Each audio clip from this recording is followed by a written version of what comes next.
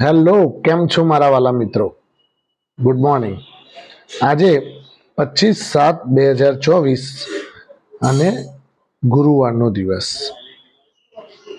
મિત્રો, આજે ગિફ્ટ નિફ્ટીની જે શરૂઆત દેખાઈ રહી છે એ 240 થી 250 અંક નીચે કામકાજ કરી રહી છે.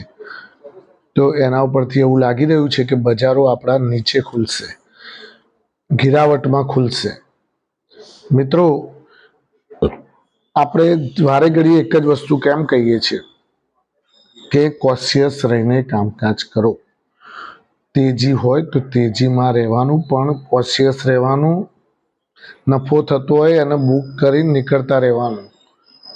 બીજામાં પૈસા રાખવાના. ગમે ત્યારે આવું કરેક્શન આવે તો આપણને નીચે 10% કરીને લેવાનું. પાછા બધું જંપલાઈ ના દેતા કે તમારી જોડે ભાઈ ₹1,00,000 માલ પ્રોફિટમાં વેચ્યો હતો, ₹1,00,000 પડ્યા હોય તો ₹1,00,000 નહીં ઠોકી દેવાના. 10,000 કરીને ગિરાવટમાં નાખતા રહો. જેમ જેમ ગિરાવટમાં તમે લેતા રહેશો એમ એમ તમારા પોર્ટફોલિયોમાં મજબૂતાઈ વધશે. ઉપર વેચો, નીચે લો, ઉપર વેચો, નીચે લો. આ પદ્ધતિ જ વાપરવાની. વેચશો જ નહીં ઉપર તો નીચે લેશો કઈ રીતે? અમુક લોકો તો શું કરે છે, વેચી જ નહીં શકતા, લે લે લે લે લે જ કરે, પણ વેચવાની તો ખબર જ ના પડે એમને. એટલે ભાઈ લીધેલું છે તો વેચો તો ખરા, પછી ચાણે વેચશો તમે. જ્યારે વેચવાનો ટાઈમ આવે ત્યારે વેચવાનું એ ખરું ભાઈ. એ કોઈ આજુબાજુ પૂછવા ના જવાનું હોય કે હું વેચું કે નહીં. હવે મેં તમને નહોતું કીધું કે ગમે ત્યારે બજારોમાં ઉથલ પાથલ ચાલે. ક્યારેક વૈશ્વિક બજારમાંથી વાવાઝોડું આવ્યું તો શું કરશો? કાલે અમેરિકામાંથી આવ્યું વાવાઝોડું, 500 ઉપર ડાઉ જોન્સ માઇનસ થઈ ગયો. રાત્રે સવારમાં ઉઠ્યા હતા તો જોયું તો 250 પોઈન્ટ ગિફ્ટ નિફ્ટી માઇનસ. ઉઠ્યા એવો દાડો ખરાબ. આવું થાય. એટલે મિત્રો, હંમેશા કોશિયસ રહી નફો થતો હોય તો બુક કરતા રહેવાનું. આવું વારે ઘડીએ કહેવું ના પડે, એનું ધ્યાન રાખવાનું. L&T એ ગઈકાલે રિઝલ્ટ જાહેર કર્યા. એના ખૂબ સારા રિઝલ્ટ, 15%નો ગ્રોથ જોવા મળ્યો. એના કામકાજમાં સેલ્સમાં પણ 15%નો ગ્રોથ જોવા મળ્યો. પણ થોડું અનુમાનથી કહે છે કે ઉણા ઉતર્યા છે પરિણામ, પણ કોઈ ચિંતા જેવું નથી. બીજું કે 30 જૂન સુધી L&Tની ઓર્ડર બુક કેટલી હશે? તમને કેટલી લાગે છે મિત્રો? L&Tની ઓર્ડર બુક 30 જૂન સુધી 5 લાખ કરોડ. 5 લાખ કરોડના તો એની પાસે ઓર્ડરો પેન્ડિંગ પડ્યા છે 30 જૂન સુધીના. હવે આ કંપની કેવી કહેવાય? ઇન્ફ્રાસ્ટ્રક્ચર કંપની છે, દેશની નંબર 1 કંપની L&T. અને એનું ખરેખર બહુ જ સારું કામકાજ છે. ધીમે ધીમે ધીમે જે પણ ઓર્ડર્સ છે એ એક્ઝિક્યુટ કરતી જાય છે અને એને ટાઈમસર પૂર્ણ કરતી જાય છે. તમને ખબર ના હોય તો કહી દઉં કે અયોધ્યા મંદિર પણ L&T એ બનાવેલું છે. અયોધ્યા મંદિરનો પણ ઓર્ડર L&Tને જ મળેલો.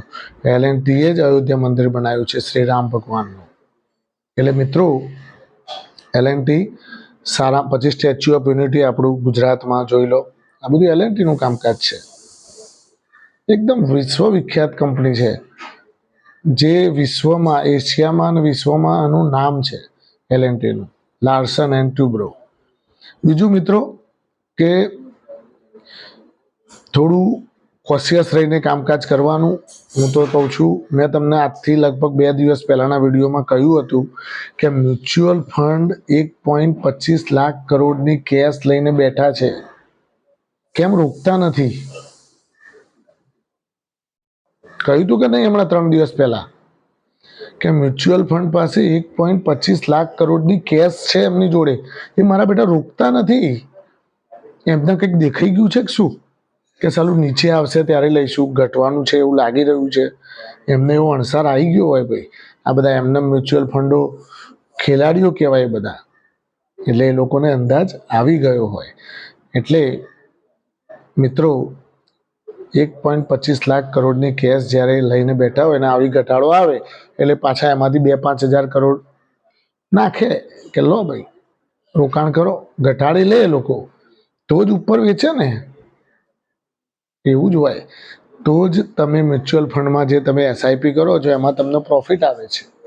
કેમ કે એના તજજ્ઞો એમાં રોકાણ કરે છે, એટલા માટે.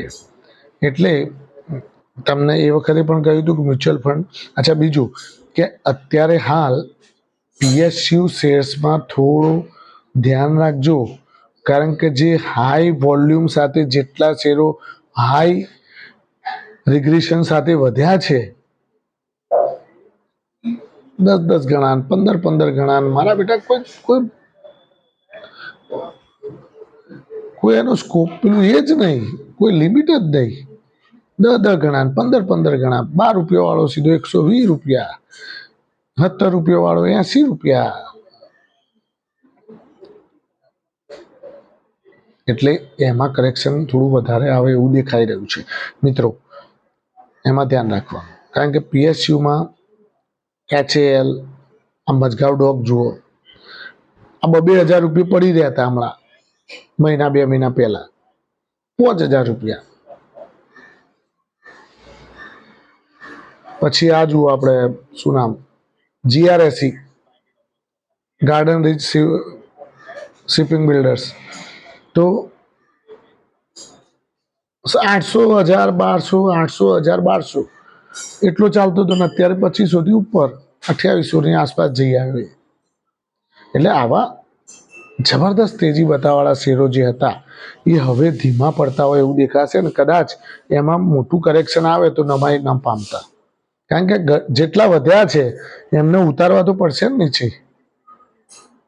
એટલે જ કહીએ છીએ કે ઉપર ક્યાંય ફસાતા નહીં, કોઈ લેવા દોડતા નહીં, ઉપર જઈને ઘટાડી લેજો. આવું કેમ વારે ઘડીએ આ જીભે ગઈ જાય છે કે ઘટાડો આવે ત્યારે લેવાનું ભાઈ, હંમેશા ઉછાળી ના લેવાય. ઉછાળી લેશો તો પાછા ઉપર ફસાશો તો નીચું આવશે તો પાછા તમારું તો પોર્ટફોલિયો ડાઉન થઈ જશે ભાઈ. આપણી ચેનલ જુઓ છો તો તમે આપણી ચેનલના માધ્યમ દ્વારા આને ધ્યાન રાખો કે ઘટાડો આવે એટલે તમે તાર ધીમે ધીમે ખરીદારી કરો 10% કરીને, એમાં કોઈ પૂછવા નહીં રહેવાનું. અને વધારો આવે એટલે 10% કરીને વેચવાનું. હું તો તમને વારે ઘડીએ કહું છું, કેમ? કારણ કે રોજે રોજ તેજી થતી હતી. આપણે જોયું હમણાં અઠવાડિયા પહેલા, રોજ તેજી, હવાર પડે ને તેજી. એટલે એવું નહીં કે આપણે તેજી જ કરવાની, લે જ કરવાનું. એ વખતે વેચવાનું ભાઈ. તેજી હોય ત્યાં ધીમે ધીમે વેચો, 10% કરીને માલ ખંચેરો, તો તમે નીચે લઈ શકશો. આવું છે મિત્રો. એટલે શેર માર્કેટની અંદર ટ્રેડિંગ જે ઇન્ટ્રાડે કરે છે ને એમને તો મારી ખાસ ચેતવણી કે ઇન્ટ્રાડેમાં 70% લોકો તો લોસ જ કરે છે. કોક દાડો કોકને ચોક ભૂલ ચૂકેથી ચોક આવી જ હોય તો કહે છે કે હું તો કમાણ્યો. એટલે કમાણ્યો નહીં, હું અમે લઈ ગયું, ભૂકા કાઢી નાખશે. આ બધા ઘોડા નહીં બેઠ્યા. ઇન્ટ્રાડે ઓછું કરો, ઇન્વેસ્ટર બનો. આ જ મારી એક તમને સલાહ. ઇન્ટ્રાડે ઓછું કરી દો, કરશો જ નહીં હું તો કહું છું. શું કામ કરવું પડે ભાઈ? લઈને બેહી રહો સોના મોના. પણ ના, આ લઉં વેચું, 500 કમાઈ લો. એટલે 500 કમાવામાં 5,000 લઈ જશે. એટલે મિત્રો, મારા સબસ્ક્રાઈબર મિત્રો અને તમારા ફ્રેન્ડ સર્કલના જેટલા પણ તમારા મિત્રો હોય એમને પણ આ વિડીયો તમે શેર કરીને બતાવજો કે ભાઈ મિત્રો, આપણે કોશિયસ રહીને કામ કરવાનું, ઇન્ટ્રાડે કરવા નથી. અને ઇન્ટ્રાડે કર્યા કરતાં એક ઇન્વેસ્ટરની રીતે ઇન્વેસ્ટ કરો ને ભાઈ.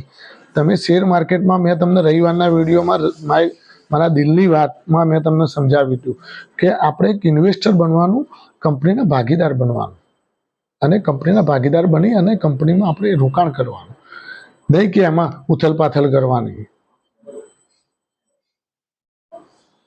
ખૂબ ખૂબ આભાર મિત્રો. આજનો દિવસ વિડીયો લાંબો ન થાય એટલા માટે આપણે વિડીયોને અહીંયા પૂર્ણ કરીએ.